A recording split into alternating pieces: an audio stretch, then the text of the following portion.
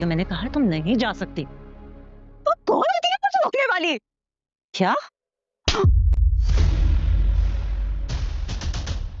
बहुत लिहाज कर लिया मैंने तुम्हारा। ना सुना उसने तवज्जो से फसाना दिल का ना सुने से अच्छी लगती। क्या करूं, यही इसकी किस्मत में लिखे है।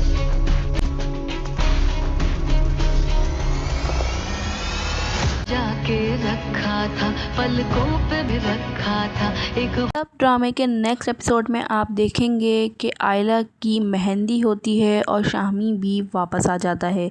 आयला शामी को देख के बहुत ज़्यादा अफसरदा हो जाती है और शॉक्ड भी हो जाती है कि ये यहाँ कैसे आ गया।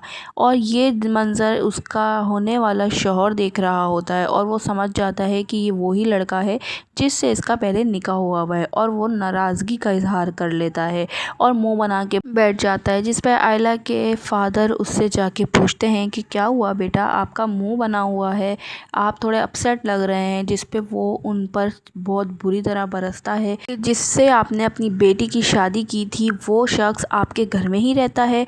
तो वो कहता है कि आपको नहीं लगता कि आपने मेरे साथ ज़्यादती की है, आपको ये सच भी मुझे बताना चाहिए था कि लड़का इसी घर में रहता है और अब ये रह रहा है, तो क्या आप इसकी गारंटी ले सकते हैं कि आपकी बेटी का अब इससे कोई राब्ता नहीं है, कोई अफेयर नहीं है। इसी बात पर आयला के अब्बा को गुस्सा आ जाता है और वो कहते हैं कि क्या मतलब है, तुम क्या कहना चाहते हो कि मेरी बेटी में कोई मसला है, उसका किरदार ख़राब है? अगर उसका किरदार ख़राब होता तो हम आपसे ये सारी बातें ना बताते आपको।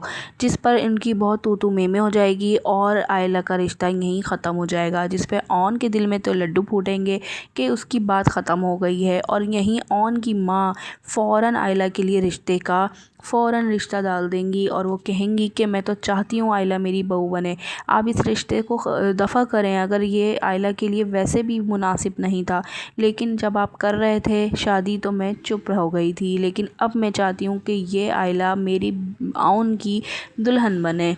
जिस पर दादी भी खुश हो जाती हैं और सारे लोग भी खुश हो जाते हैं और फिर इनकी शादी दिखाएंगे। अब शादी तो हो जाएगी लेकिन आयला ऑन को एक्सेप्ट नहीं करेगी, वो उससे बदजन ही रहेगी। ऑन तो उससे बहुत सच्ची मोहब्बत करता है। हम स्टाइल ड्रामा रिव्यू चैनल को सब्सक्राइब करें और लाइक करें।